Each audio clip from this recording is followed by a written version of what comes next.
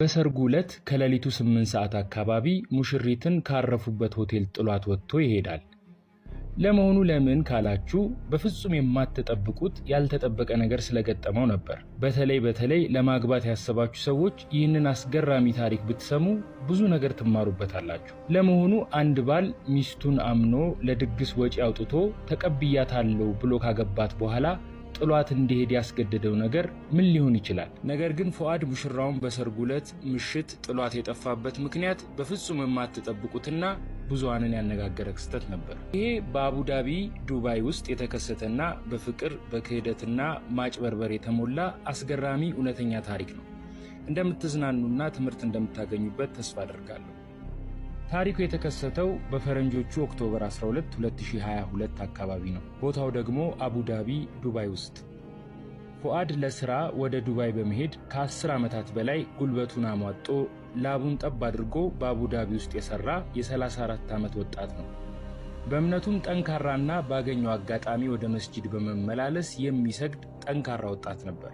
ፉአድ እንደ ማንኛውም ትዳር ፈላጊ የሁል ጊዜ ዱዓው መልካም ስነ ምግባር ያላት በእምነቷ ጠንካራና ውብ የሆነች ሴት ማግባት ነበር። በዚህም ለብዙ ዓመታት ዱዓ ሲያደርግ ቆይቶ አንድ ነገር ተከሰተ። ይኸውም ባልጠበቀው ክስተትና አጋጣሚ ሰልማ ከተባለች የ28 ዓመት ኢትዮጵያዊት ወጣት ጋር በዋትስአፕ ይገናኛሉ።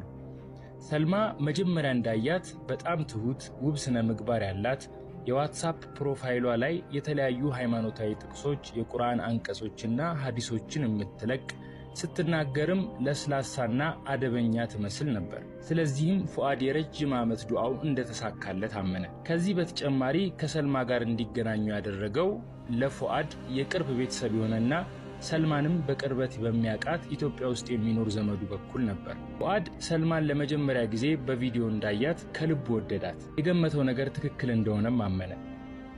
ከሰልማ ጋር በስልክ በሚያወሩ ጊዜም ሰልማ እኔ አላህን የሚያስደስት ምርጥ ትዳር እንዲኖረኝ ይፈልጋለሁ፣ እንደዚሁም አንድ ላይ ሆነን እስከ ጀነት በፍቅር አብረን እንኑር ምናምን በሚሉ በርካታ የፍቅር መግለጫ ቃላት አዥጎደጎደችለት። አንዳንዴም ጠፍታ ከቆየችበት ስትመለስ ከሴቶች ጀማዓ ጋር ቀጠሮ ነበረኝ፣ መስጂድ ውስጥ ነበርኩ እና የመሳሰሉትን ምክንያቶች ስለምትነግረው ፉአድ ትክክለኛ ለትዳር የምትሆነውን ሴት እንዳገኘ አመነ። ይህንን እድሉንም በቀላሉ ማሳለፍ አልፈለገም። እናም በጥቂት ጊዜያት ውስጥ የስልክ ግንኙነታቸው እየዳበረና እየጠነከረ መጣ። በዋትስአፕም በርካታ ሐዲሶችን፣ የጁምዓ ጥቅሶችንና የቁርአን አንቀጾችን ትልክለት ጀመር። ሁሉም ነገር ያማረና የተስተካከለ ይመስል ነበር በመጀመሪያ። አንዳንድ ጊዜም የሆነ አስጨናቂ ጉዳዮች ገጥመው